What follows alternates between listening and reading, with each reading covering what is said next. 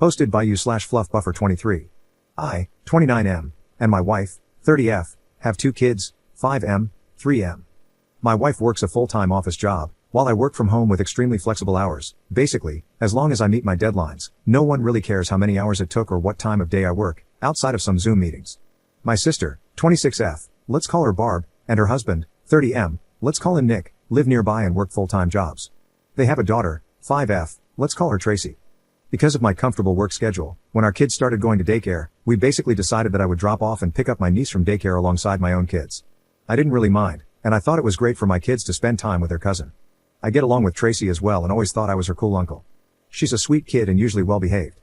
So anyway, most days I bring her and my kids back to our house, make them snacks or dinner, and in the afternoon or evening, my sister comes to pick them up. A few days ago, the 5-year-olds were watching Bluey on the TV while I was preparing snacks with my 3-year-old, and I suddenly heard yelling. I rushed over to see what was happening, and my son was yelling at Tracy, "My dad's not a girl," while my niece yelled back, he's a faggot. That's like a girl. The word is different in my language, but the meaning holds, as does the distinction between using it versus simply addressing a gay person. I was kind of in shock at first, but I turned off the TV and sat her down to explain that this is a very bad word and we shouldn't call people that. I also explained that, regardless, I'm not a girl. Because this is a bad word, I told her she should apologize to me because we don't act mean to each other in this family, and that if I hear it again, I'm going to talk to her parents, and she'll get in trouble. She said she wouldn't get in trouble because that's what her dad called me, and he's not in trouble. I was stunned. I told her that regardless of what her dad said, it's a very bad word and she's not to use it with me or in my presence, and that she should apologize regardless because it hurt my feelings. She did apologize because she's a really good kid. We talked some more, and I prodded her about other things her parents said. From what I gathered, getting info out of a 5-year-old being obviously a difficult and unreliable process, Nick, my brother-in-law, told my sister in Tracy's presence that men shouldn't be sitting at home all day doing childcare, that cooking is a woman's duty, as is cleaning, and really most of the things I do around my house. He said I'm a girl. I interpret this as not really a man, because I do housework and my wife earns more money than I do. I explained to Tracy as best I could that men and women can work from an office or from home, and that my wife or Barb working long hours from the office doesn't make them men, and vice versa. I didn't dwell on it with her since it's not really her fault. I didn't immediately bring it up with my sister because I figured it would be a difficult conversation, and I didn't want to have it in front of the kids. I also wanted to talk it out with my wife first. I talked to my wife that evening, and she seemed really upset as well. I told her that I think I should demand an apology from Nick and my sister, and she agreed. I called my sister and told her what happened. She said that it's just a word and I'm blowing it out of proportion, and obviously Nick doesn't dislike me. I said I don't care whether he does or doesn't dislike me, he is talking crap about me behind my back to my niece and to her, and she is apparently very chill about this rather than standing up for me. She said that's how Nick is, and I should stop being a drama queen. I told her to screw off, and if that's how she felt, she could pick up her own child from daycare, and I hung up. I know it was really short notice and rude, but I really felt like I was being disrespected by people I've done so much for over the years, and they are my family. My wife said she understood and that I shouldn't back down until I at least get a proper apology. The next 2 days were a weekend, and there was no daycare. I assumed there would be calls or texts from Barb, but there was nothing. In fact, the suspicious lack of messages or calls made me think she didn't take my words seriously, which actually made me angrier. The calls did come when it was time to pick up Tracy for daycare, and I, obviously, didn't come. I dropped my own kids off and didn't even answer for a while. I know it was petty, but I had been stewing for 2 days and figured letting Barb stew for a few hours seemed really appropriate and felt really good. Around noon, when she called again, I did pick up. I was going to smugly tell her that I was ready for my apology and we could put it behind us, but I didn't get the chance. Instead, she went off on me about how I was irresponsible and flaked, and she was so late for work because of me. I told her, I told you I wasn't going to pick her up. You had 2 days to make arrangements. She kept yelling at me, so I hung up again. She kept calling and sending texts about picking Tracy up from daycare, to which I said I would not, then stopped replying. When I came to pick my kids up, Tracy expected me to take her as well. I didn't, which was really rough on both of us. I know it's not her fault, she's 5, and she suddenly doesn't get to come over to our place to play and have snacks, but at the same time, I didn't want to just let this thing go. I felt like I deserved an apology, and still do, so I explained that her mom and I were fighting, but I would pick her up again when we worked it out. She obviously didn't take it well, because she's 5, but I apologized, took my kids, and left. A bit later, I got a call from my mom. Barb roped her into picking up Tracy, but my mom is disabled, so she was having a really hard time with Tracy. She asked me why I was being mean to Barb. I told her everything, expecting her to take my side, but instead, she also pulled a "you know how Nick is." I replied that the more I realize how Nick is, the less I like it, and if he thinks all this crap in general and about me specifically, I sure as hell am not going to be doing free labor for him. She said I was blowing this all out of proportion, and I told her I wasn't the one doing it, because all I asked for was an effing apology, and everyone else seemed to prefer all this drama over just giving it to me. She said I should just be the bigger man and not let it get to me. I told her I was done and to have fun with Tracy.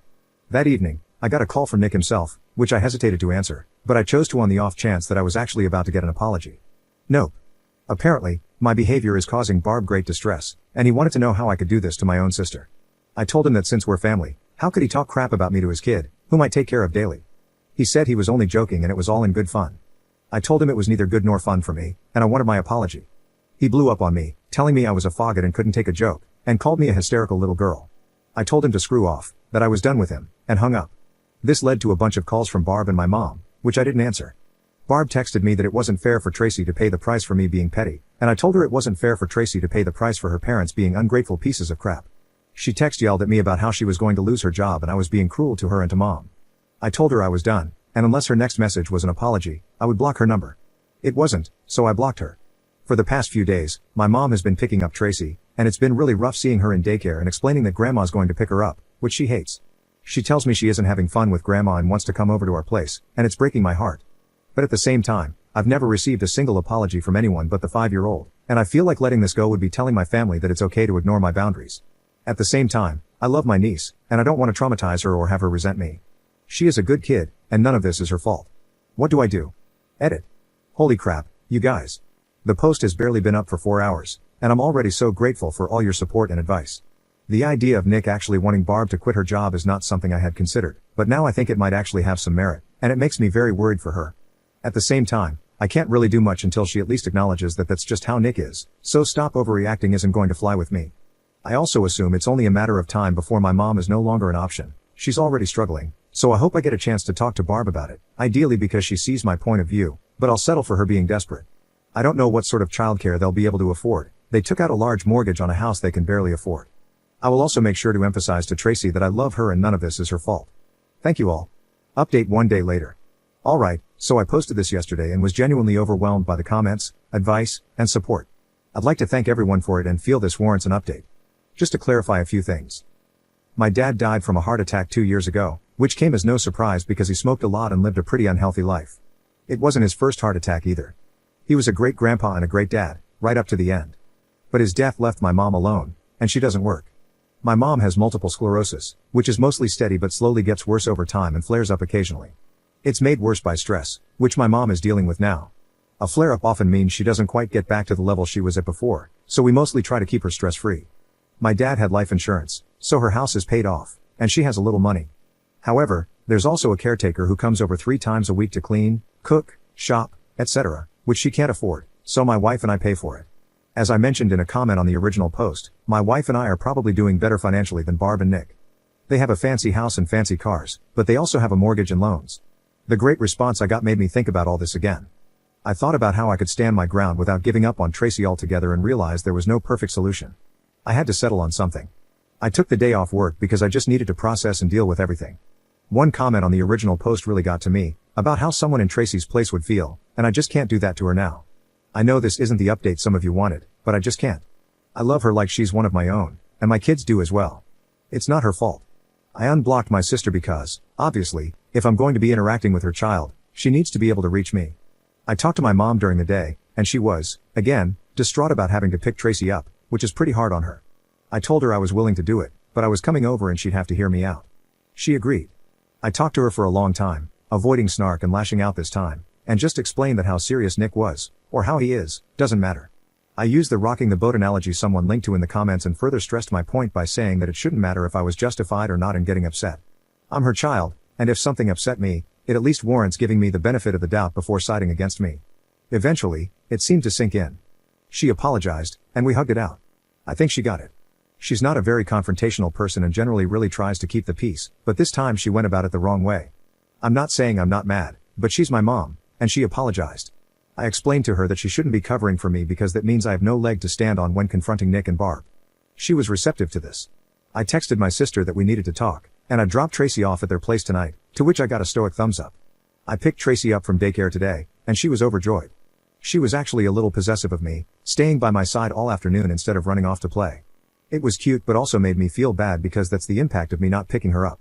I explained to her as best I could that she's not in trouble. I'm not angry with her, but I am angry with her parents and we need to work that out. I promised to do my best not to stop picking her up again, which made her really happy. I dropped her off in the evening, and once she was in bed, I sat down to talk with Barb and Nick. I told them flat out that Mom wasn't going to be covering for them anymore, and if they didn't let me finish what I had to say, I'd get up and leave, and they could find new arrangements for Tracy. I didn't mean it, but they didn't need to know that. They weren't happy, but they were willing to listen, so that's progress, or at least the threat worked. I explained that this was the situation now. I don't need them to mean their apology, but I sure as hell was going to need one. This was about principle now. I've spent years taking care of their child, and if they wanted to be pricks, I wasn't going to do it for free. So this is how it goes now. 1. I am no longer going to be dropping her off in the mornings until further notice. There was no excuse for the way Nick acted, and it needs to have some lasting impact. 2. I'm no longer going to be paying for family outings and vacations. It's a man's job to support his family, so good luck with that. The exception is Tracy, she is always welcome. 3. If I hear any more BS being talked about me behind my back, I'm going to start charging them for my services. My plan was to dangle the thing they want, childcare. Restore it, but at the same time enforce some repercussions and the threat of things getting hard for them again. I also laid it on pretty thick about how I'm a man and obviously have my pride, and I can't have that disrespected, even by my own family. I don't really consider Nick family, but figured he wouldn't catch on. Nick was not happy about this, and my sister had to take him outside to talk it out without me. Eventually, they agreed to it, and I got my, admittedly half-hearted, apology. I could probably press it further, but I didn't want to risk having to either back down or hurt Tracy again, so I took it. There were no tears and no warm hugs, but I got to walk away with what I wanted, giving them some payback without giving up my time with Tracy. I still plan to talk to my sister alone about her relationship with Nick and how she sees me, but I figure I should let things calm down a bit before doing so. I know this isn't the resolution some, maybe most, of you wanted, but at the end of the day, I need to find a solution I can live with, and for me, this is it. I'll update if anything changes. Commenter. You were paying for their family vacations? Damn. Ops response. I thought I was paying for our family vacations, but honestly, since my wife makes more than me and is primarily in charge of our finances, she could be considered the one paying. Her income essentially keeps us housed and fed, while my salary serves as the fun fund. She was always very excited about this because she doesn't have much family remaining. Having Barb, Nick, and Tracy, along with her sisters, made her feel like she had a big family. She felt this justified the expense and made her genuinely happy. Obviously, she is now furious with them. I don't think either of us will feel comfortable paying for them again, and they probably can't afford to come along. I do hope we will still get to bring Tracy, at least.